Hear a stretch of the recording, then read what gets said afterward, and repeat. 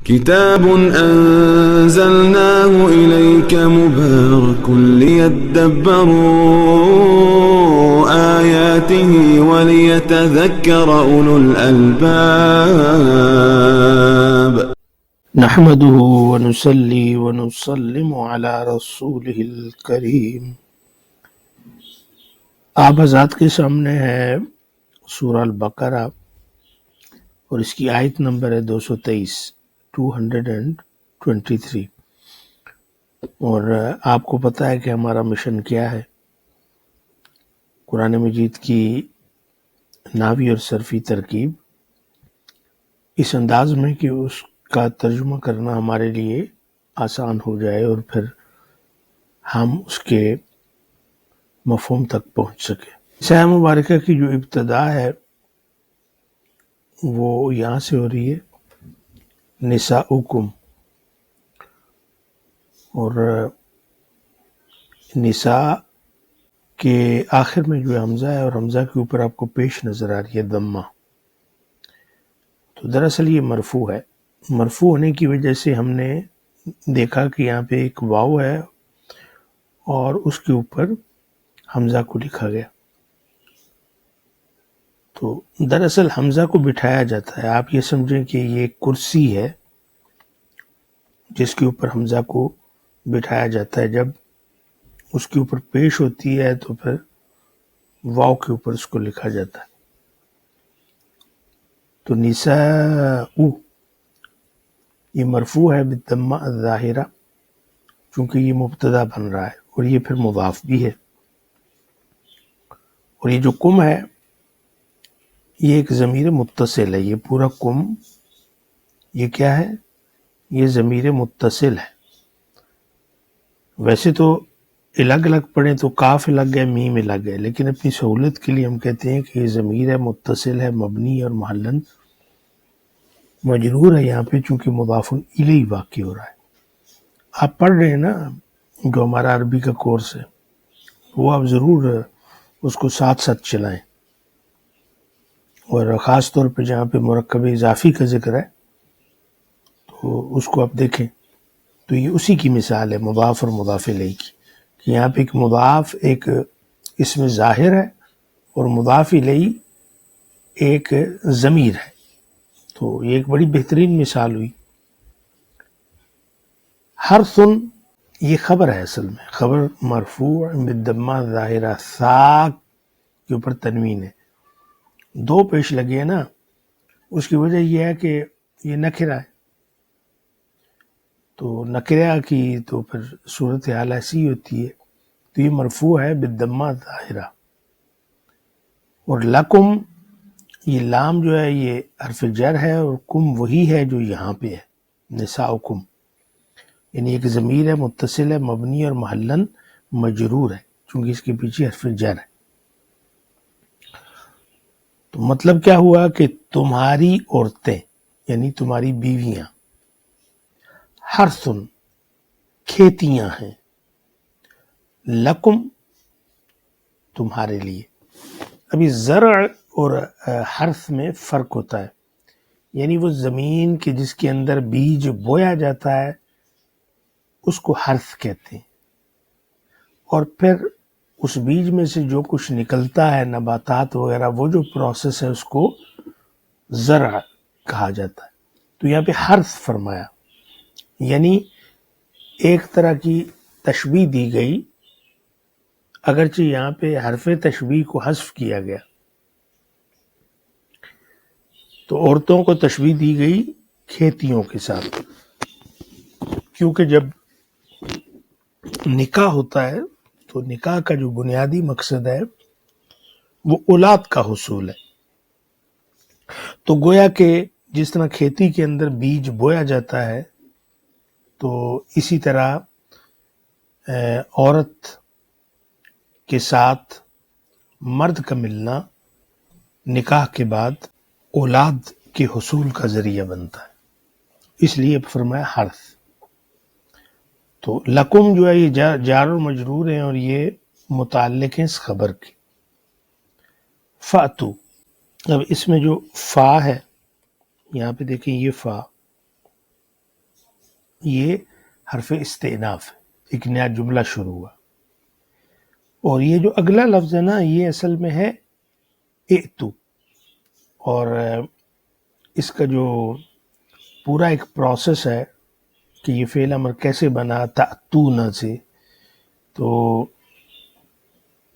ایک پچھلے سیشن میں شاید اس کے اوپر گفتگو ہو چکی ہے، تو وہ بھی آپ غور سے دیکھیں.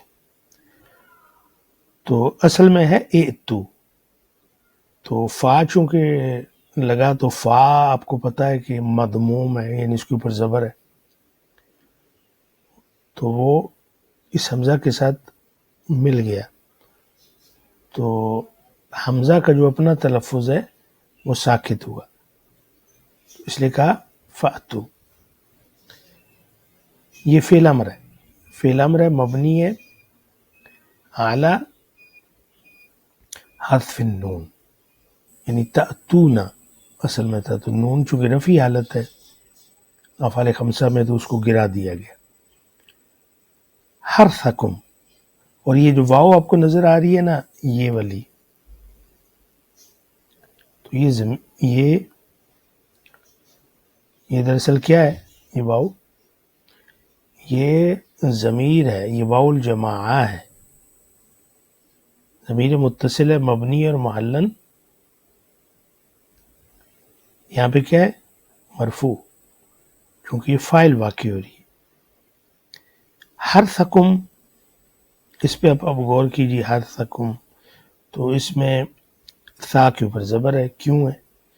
اس لیے کہ یہ مفعول بھی منصوب ہے اور مضاف بھی ہے، اور کم ضمیر متصل ہے، مبنی اور محلن مجرور ہے چونکہ یہ مضاف الیہ ہے. پس آؤ، فأتو پس آؤ، حرثکم اپنی کھیتیوں کی طرف. انا شئتم، یہ جو انا ہے نا، اس کے اوپر آپ نے غور کرنا. یہ انا، یہ عربی زبان میں اس میں شرط بھی ہے، اور پھر یہ استفہام کے معنی میں بھی دیتا ہے. استفہام سے مراد یہ ہے کہ کیفہ کے معنی میں بھی ہے، یعنی جس میں کیفیت پائی جاتی ہے، جس کا معنی ہے کیسے. اینا کے معنی بھی دیتا ہے، جس کا مطلب ہے کہاں، اور متا جس کا مطلب ہے جب. تو اس لیے کہا جاتا ہے کہ یہ ظرف زمان کے معنی میں بھی دیتا ہے اور ظرف مکان کے معنی بھی. مطلب کیا ہوا؟ انا شئتم، شئتم کیا ہے؟ پہلے اس کے اوپر دیکھیں. شئتم پچھلے ہمارا جو سیشن تھا عربی زبان کا، اس میں ہم پڑھ رہے تھے نا فعل ماضی، تو ابھی ہم نے 6 صیغے مکمل کیے ہیں، تو یہ اس کے بعد کا صیغہ ہے جو بعد میں آئے گا، یعنی یہ جمع مذکر مخاطب کا صیغہ ہے جو انشاءاللہ ہم کل کے سیشن میں پڑھیں گے. شاء یشاء، شاء فعل ماضی ہے، یشاء فعل مضارع ہے. تو شاء اس نے چاہا، شاء ان دونوں نے چاہا، شاءو ان سب نے چاہا، شاءت اس لڑکی نے چاہا، شاءتا ان 2 لڑکیوں نے چاہا. شئنا، ابھی دیکھیں یہاں پہ اس کی وہ جو شکل ہے وہ اس میں تغیر آتا ہے. شئنا، تو اس کا مطلب ہے کہ ان عورتوں نے چاہا. پھر آگے جب ہم پڑھیں گے نا اگلے جو صیغے ہیں، تو اس میں یہ جو شئتم ہے یہ جمع مذکر مخاطب کا صیغہ ہے، یعنی شئتم تم مردوں نے چاہا. اب انا ساتھ لگا ہوا ہے نا، تو مطلب کیا ہو جائے گا کہ اگر میں انا کے معنی ان 3 جو حالتیں بتائی گئی ہیں اس پہ کروں، تو مطلب یہ ہوگا کہ جیسے، جب، جہاں چاہو تم اپنی کھیتیوں کی طرف آؤ، یہ معنی ہوگا. مطلب یہ ہے کہ وہ عورتیں جو تمہاری بیویاں ہیں ان پر تمہارا حق ہے اور تم پر ان کا حق ہے. وہ جو ازدواجی حق ہے وہ جیسے چاہو، شریعت کے مطابق اور فطرت کے مطابق. یہ شرط ہے اس میں، کیونکہ اللہ کا جو خطاب ہے وہ کس سے ہے؟ وہ ان لوگوں سے ہے جو اللہ اور اس کے رسول پر ایمان رکھتے ہیں، جو فطرت کو سمجھتے ہیں، جو قانون فطرت کو سمجھتے ہیں، جو اپنے تصرف میں کوئی ایسا کام نہیں کرتے جو ناجائز ہو، جس سے روکا گیا ہو، جو غیر فطری ہو. تو یہ جو انا ہے یہ اس سائیکی کو سٹریم لائن کرتا ہے اور ہمیں بتاتا ہے کہ یہاں پہ سے مراد کیا ہے. اپنی کھیتیوں کی طرف آؤ جیسے تم چاہو. وقدموا، اب یہاں پہ یہ جو واو ہے، یہ جو بیچ میں آپ کو نظر آ رہا ہے نا واو، تو یہ حرف عطف ہے. یہ تو جو تھا نا اس کے اوپر یہ معطوف ہے. اور قدموں، یہ میں یہاں پہ لکھتا ہوں قدمہ یقدم تقدیم، یہ باب تفعیل میں سے. قادمہ اس کا ثلاثی مجرد ہے، اور جب یہ باب تفعیل میں جاتا ہے تو قدمہ ہو جاتا ہے. قادمہ کا مطلب قدم رنجا فرمانا، آنا، ٹھیک ہے. اور قدمہ کا مطلب پیش کرنا. قدمہ یقدم تقدیم، تقدیم کا مطلب کیا ہوتا ہے؟ پیش کرنا. تو یہ امر کا صیغہ ہے، باب تفعیل میں یہ امر کا صیغہ ہے، اور جمع مذکر مخاطب ہے. وقدموا، اور تم سب پیش کرو. اس میں واو ہے، یہ واو الجماعہ ہے. یہ واو یہ ضمیر ہے، متصل ہے، مبنی اور محلن مرفوع ہے، فاعل. اور اس کے آگے جو الف ہے اس کو کہتے ہیں الف الفارقہ. یہ میں نے آپ کو بتایا ہوا نا کہ یہ کیوں لگتا ہے. تو اس کو ہم کہیں گے فعل امر ہے مبنی علی حذف النون ہے. اصل میں تھا تقدمون، تو اس سے امر بنا قدمو، اور پیش کرو. لانفسکم، لام حرف جر ہے، انفس نفس کی جمع ہے، اور یہاں پہ مجرور بالکسرہ ظاہرہ ہے، سین کے نیچے زیر ہے اور مضاف بھی ہے. اور کم ضمیر متصل ہے، مبنی اور محلن مجرور ہے، مضاف الیہ، اپنی جانوں کے لیے پیش کرو. اب کیا پیش کرو اس کو اللہ نے مخفی رکھا. مطلب ہے کہ کل تم نے اللہ کے ہاں حاضری دینی ہے، اس کے دربار میں پیش ہونا ہے، کل تمہارا حساب کتاب ہونا ہے، قیامت والے دن حشر کے دن تم نے اٹھنا ہے. تو نامہ اعمال میں، اس کتاب میں کچھ اچھائیاں بھی تو ہونی چاہیے نا، نیکیاں بھی تو ہونی چاہیے نا، تو وہ پیش کرو. تو آپ نے غور کیا کہ بات جو ہے وہ بیویوں کی ہو رہی ہے نا، تو ان کے حقوق کے بارے میں خیال رکھنا، یہ اس کی طرف اشارہ ہے کہ ان کے ساتھ تمہارا برتاؤ اچھا ہو. تو اچھے اخلاق، اچھے کام، بھلائی، نیکی، یہ وہ چیزیں ہیں جو تم نے اپنے لیے، اپنی جان کی حفاظت کے لیے اللہ کے ہاں پیش کرنی ہے. واتقوا، اور یہ واو پھر عطف کی ہے، اور اتقو یہ کیا ہے؟ یہ باب افتعال میں سے ہے. اس کا جو ثلاثی مجرد ہے واو کاف اور یا ہے، اور جب یہ باب افتعال میں جاتا ہے تو یہ بن جاتا ہے اتقا. اور اس کا جو فعل امر ہے واحد کا وہ ہے اتقی، اتقی، اتقی. اور جمع کے لیے اس کو آپ کہیں گے اتقو. کہاں سے یہ نکلا؟ تتقون. وہی پروسیس ہے جو آپ کو پتہ ہے. بس آپ نے یاد رکھنا ہے کہ اتقو فعل امر مبنی علی حذف النون ہے، اور یہ جو واو ہے یہ واو الجماعہ ہے، فاعل کے لیے ہے، اور یہ جو الف ہے یہ الف الفارقہ ہے، یہ والا الف. اور تقوی اختیار کرو، جس کے معنی ہم یہ بھی کہتے ہیں ڈرو، لیکن یہ ڈرو سے مراد یہ نہیں ہے کہ کوئی ایسی چیز آپ کے سامنے ہے کہ جس کو دیکھ کر آپ ڈرتے ہیں، بلکہ اس کا معنی خدا خوف ہی ہے. اسی لیے یہاں پہ اللہ اس میں جلالہ ہے اور منصوب ہے بالفتح ظاہرہ، چونکہ یہ مفعول بہ ہے. اور اللہ سے ڈرو، مطلب ہے یہاں ڈرنے سے مراد یہ ہے کہ اللہ کے جو احکام ہیں ان پہ پورے اترو اور ان کی پامالی سے خوف کھاؤ، اللہ کی حدود کو نہ پھلانگو. وَعْلَمُوا اس میں واو جو ہے یہ پھر عطف کی ہے، اور یہ ہے اصل میں اعلموا. علم یعلم، پورا کلمہ کیا تھا؟ تعلمون. تو تعلمون کو جب آپ نے امر بنایا تو کیا بنا؟ اعلموا. واو جب لگی تو یہ جو حمزہ جو ہے یہ ساکت ہو گیا، آپ نے پڑھا وَعْلَمُوا.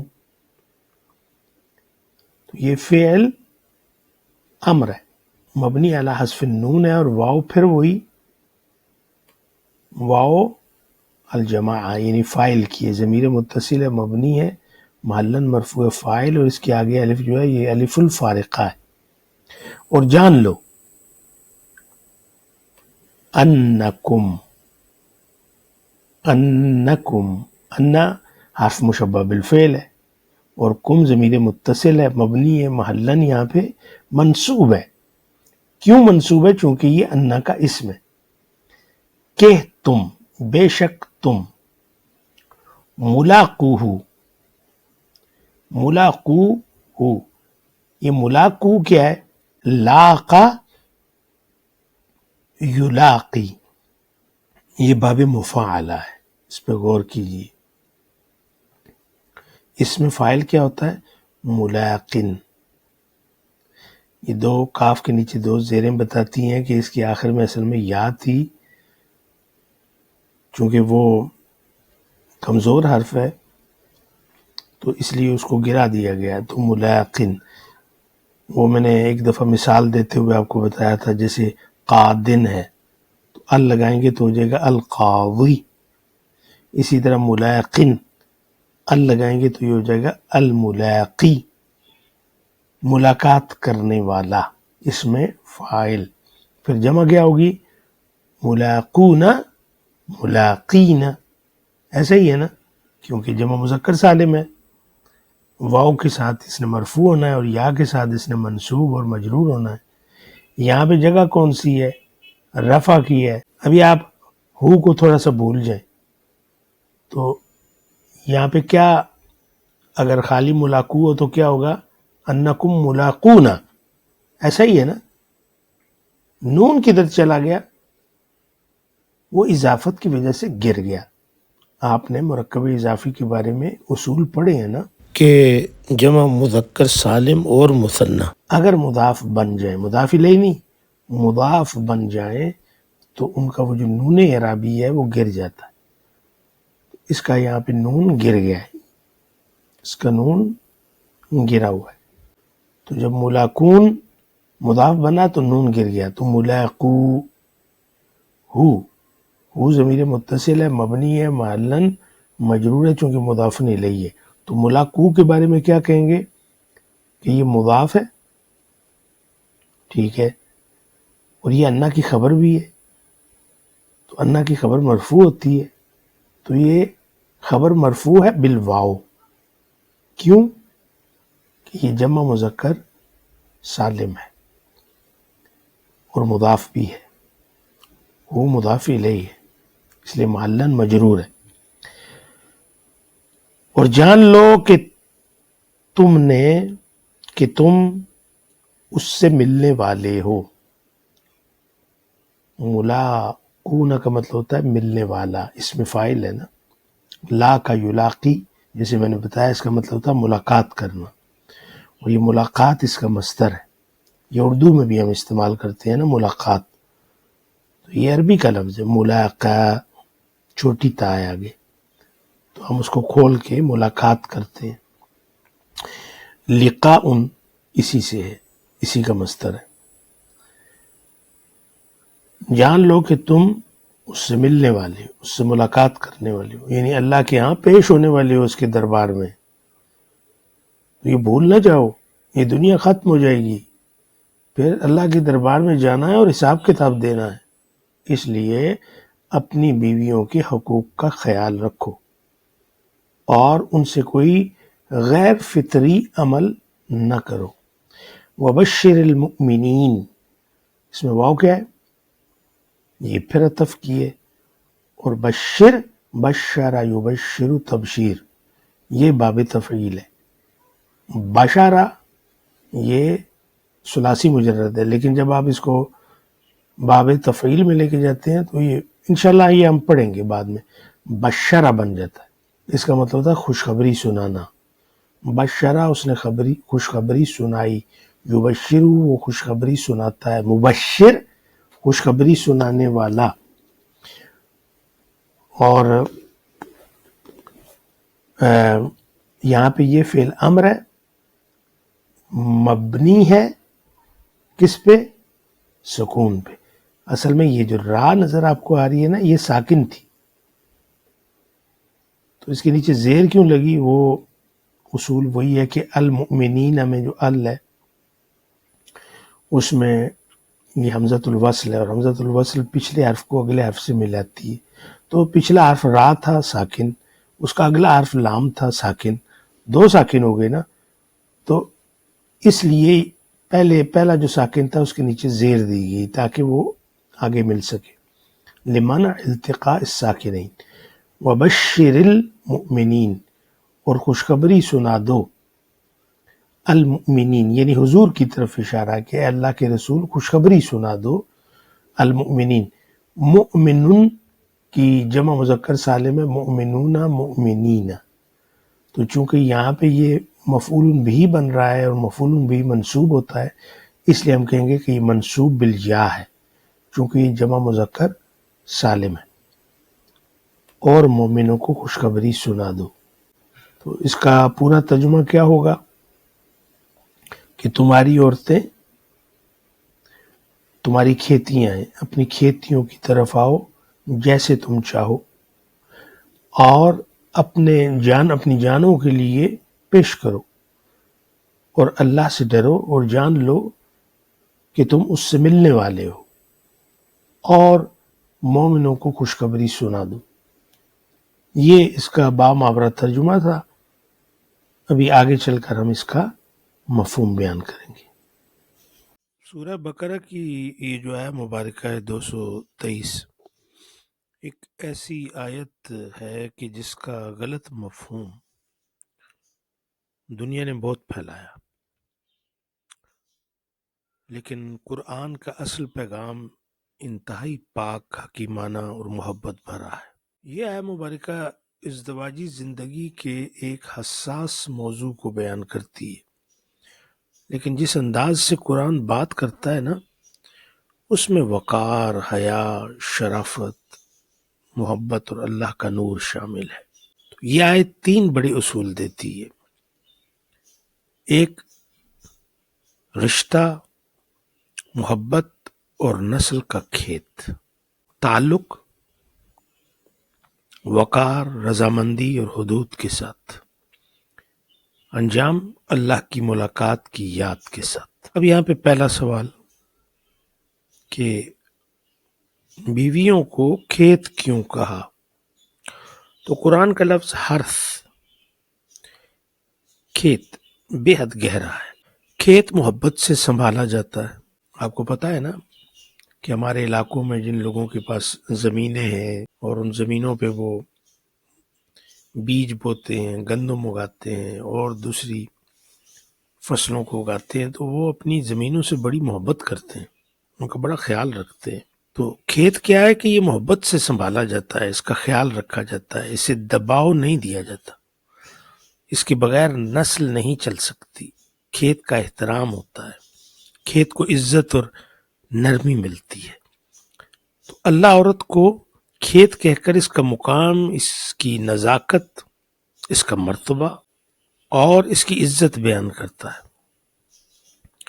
یہ عورت کی اجازت کے بغیر تعلق کی نفی ہے، یہ زبردستی کی نفی ہے، یہ بدسلوکی کی نفی ہے. یعنی کس چیز کی نفی ہے؟ کہ عورت کی اجازت کے بغیر اس سے تعلق قائم کیا جائے، اس سے زبردستی کی جائے، اس کے ساتھ بدسلوکی کی جائے.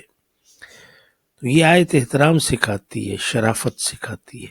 اب فرمایا فاتو حرثکم انا شئتم. یہ آزادی نہیں، حدود کے اندر لچک ہے. اس جملے کا مطلب ہے جہاں چاہو نہیں، بلکہ جس انداز میں شریعت نے اجازت دی ہے اسی دائرے میں لچک موجود ہے. یعنی جائز حدود کے اندر اختیار، ناجائز راستے سے سخت ممانت، غیر فطری طور پر اپنی بیوی سے تعلق قائم کرنے کی سختی سے ممانت، دونوں کی رضامندی، دونوں کا آرام، تکلیف یا بدسلوکی سے بیزاری. اسلام ازدواجی تعلق کو حیا اور وقار دیتا ہے. پھر فرمایا وَقَدِّمُوا لِأَنفُسِكُمْ. حیران کن جملہ. اس جملے کے کئی معنی ہیں. تعلق سے پہلے محبت، گفتگو اور نرمی کرو. اسلام کہتا ہے تعلق صرف جسم نہیں، تعلق دل سے شروع ہوتا ہے. نرمی، شفقت، الفاظ، یہ سب تقدیم ہے. نیکی کرو جو آخرت میں فائدہ دے، یہ دوسرا اس کا مفہوم ہے. یہ بھی میں ابھی آپ کو اس کا مفہوم بتا رہا ہوں کہ وَقَدِّمُوا لِأَنفُسِكُمْ، اپنی جانوں کے لیے پیش کرو. اس کا کیا مطلب ہے؟ ایک تو بتا دیا، دوسرا یہ ہے کہ نیکی کرو جو آخرت میں فائدہ دے. یعنی اپنے اعمال، اپنے اخلاق، اپنی محبت کو آخرت کے لیے ذخیرہ بنا لو. تیسرا کیا مفہوم نکلتا ہے؟ اپنے نفس کو بلند مقصد کے لیے تیار کرو. تعلق میں بھی نیت صاف ہو، گھر پاکیزہ ہو، محبت حلال دائرے میں ہو. کیا خوبصورت سبق ہے. پھر فرمایا واتقوا اللہ، تقوی کا سایہ ہر تعلق پر ہو.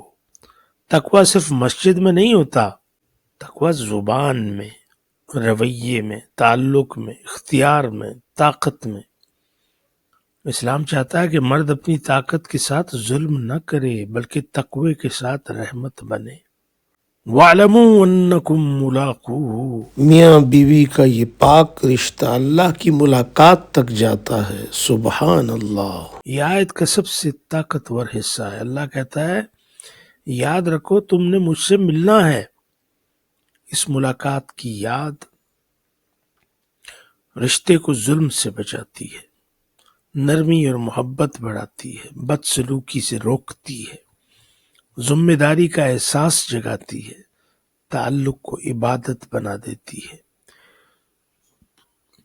جو شخص یہ یاد رکھے کہ اسے اللہ کے سامنے جواب دینا ہے، وہ اپنی بیوی کے ساتھ کبھی سختی نہیں کرے گا، کبھی گالم گلوچ نہیں کرے گا، کبھی غصے سے بدسلوکی اپنی بیوی کے ساتھ نہیں کرے گا.